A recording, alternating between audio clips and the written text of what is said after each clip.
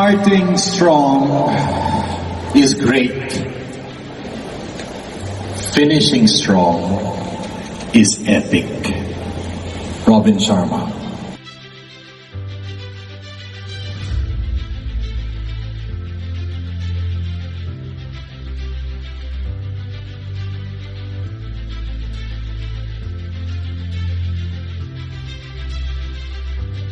I remember the 35th kilometer of the Berlin Marathon. Pag marathon kasi 42, so 7 kilometers to go. And I was telling myself, makaka-35 na ako. So siguro, slow down a bit, relax. Besides, of the 50,000 runners, by that time, yung 10,000 nag-quit na. Yung 10,000 nag-iisip ng mag-quit. So feeling ko, hindi naman ako mag-quit, medyo pabagala ko lang ng kaunti. And when I close my eyes to relax, whose face do I see? My eldest son, Donnie, yung artista. Nagkasundo kami that I will reach a new personal record in that marathon, which was my maybe 8th or 9th marathon. And I remembered, meron palang chip dun sa aking numero at tinatrack niya ako sa computer online. Ibig sabihin, every kilometer, he knew my time. At malalaman ni Donnie, habang pinapanood niya, na pagdating dun sa 35th, bumagal na ako. And after the race, I know that already my son would ask me, Dad, what happened to you dun sa 35th? Kasi medyo bumagal ka. Now, kung sobrang cramps all over, so son, grabe, I was cramping all over. Pero tinapos ko pa rin, bilip siya. Wala namang cramps eh. Or maybe I could have said, grabe, mali ang hydration ko, mali ang nutrition ko, so nagsusuko si daddy. Tinapos mo pa rin, believe siya. Eh, hindi naman ako nagsusuko eh. I would have told my son, pagod na ako eh. And you know what Donnie would have told me? Dad, lahat ng sumasali sa marathon, napapagod. You quit. I gave up on the goal. If I slowed down. And he would have been correct. And because I knew I could not face my son and tell him that I quit in the last 7 by slowing down and not reaching my new target, I had no choice but to finish strong. And I did reach a new personal target. Number 1, the temptation to settle for mediocrity. Pwede na. Pasado na. Compliant naman eh. Number 2, the power of technology. Dahil kung walang technology, hindi niya ako matatrack eh. Kaya galit na galit ako sa technology noong araw na yun. But number 3, the need for accountability. Kailangan nananago tayo para maganda ang takbo natin. 7 big ideas.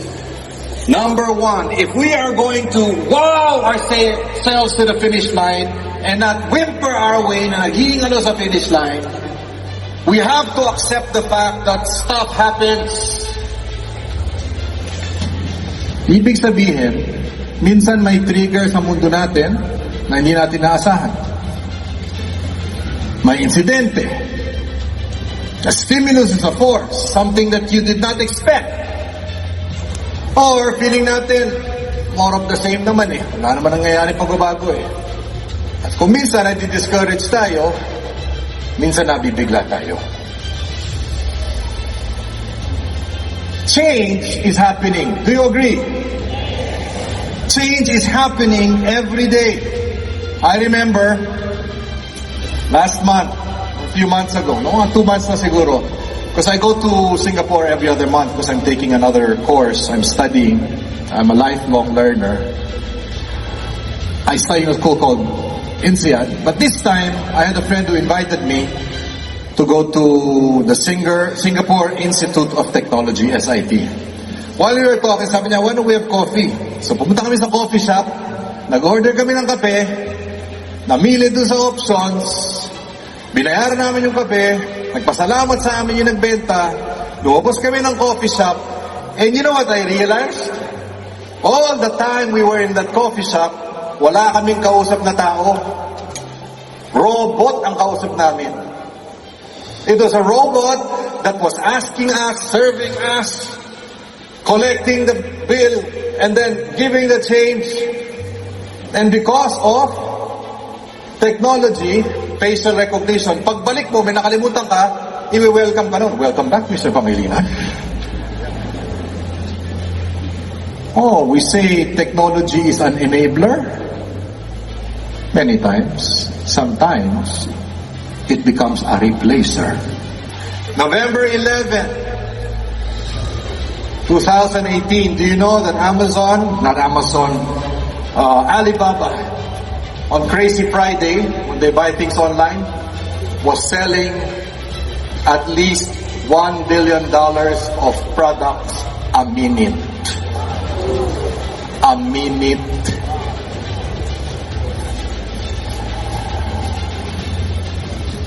But it's not all online, ha?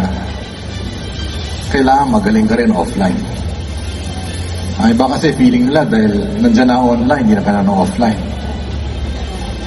Tama ba? Importante ang high-tech, pero mas importante ang high-touch. When you press flash. Tama ba? You think the Chinese are good in online? Of course. But they're better offline. That's why they're here. In the Philippines and all over the world. Do your computations. At least 100 million Chinese tourists go all over the world every year. 2018, at least 100 million Chinese traveled. Everyone spent $10,000. Make your computation. 100 million times 10,000 per person. How much did they spend? That was not offline. That was while they were traveling. Offline. Change is happening.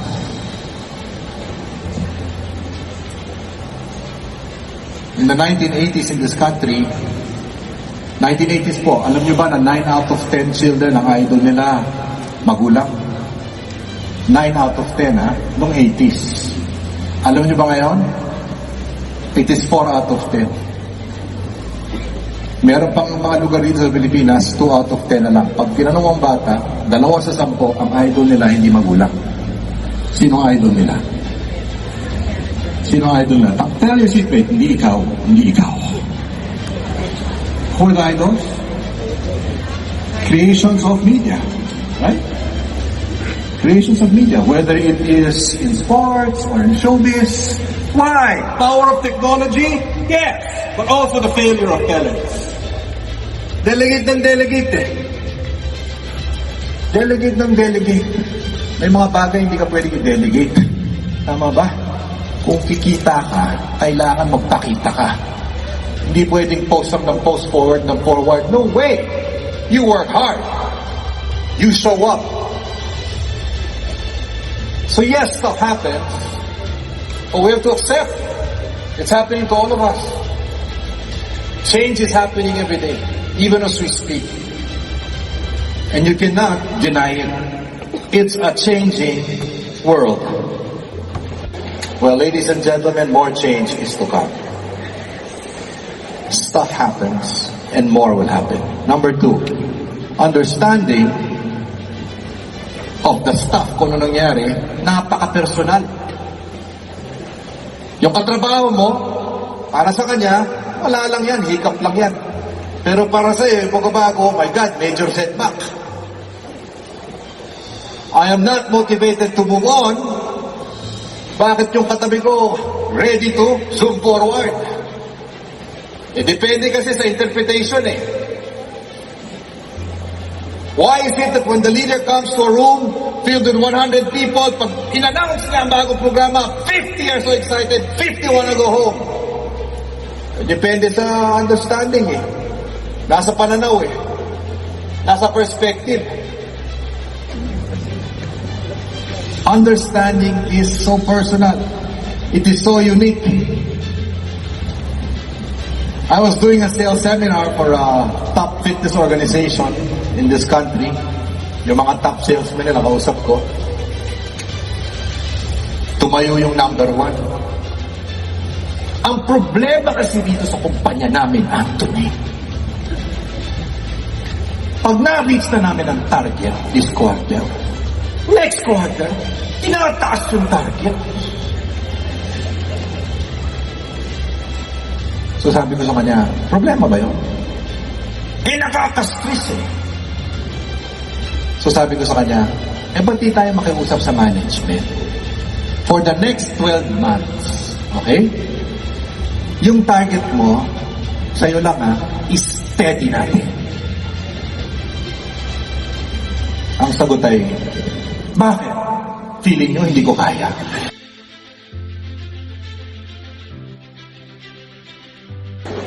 Di mo maintindihan di ba?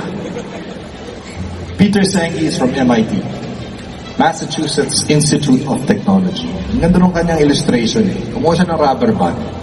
Tapos, 3 nets niya. Can you see this? Okay? Vertical stretch. And I love what he said. This is your reality. Nandito tayo ngayon. Okay? This is your dream. Okay? Ito ang pangarap natin. Are you following? At dahil po may gap dun sa realidad ngayon at yung pangarap natin, meron tayong nararamdaman. Ano yung nararamdaman natin? Dahil dun sa puwang na yun, dahil sa gap. What do you feel? Pressure, stress, tension. You know what Senge said? S-E-N-G-E. That tension is good. Huwag kang negative na may tension sa buhay mo. Ang importante, yung tension mo ay dahil may pangarap ka sa buhay. Because that vision pulls you out of bed in the morning. Hindi ka mabangon kung walang pangarap. Are you following? He calls it creative tension. It inspires you to move forward. There are only 2 ways to lessen the tension. Kasi pag sobrang naman ang tension, ano mangyayari? Bibigayo. Tama ba? 2 lang ang pwedeng mangyari para mabawasan ang tension. You change your reality and move towards the vision. O pwede rin yung isa. Huwag ka na lang mangarap.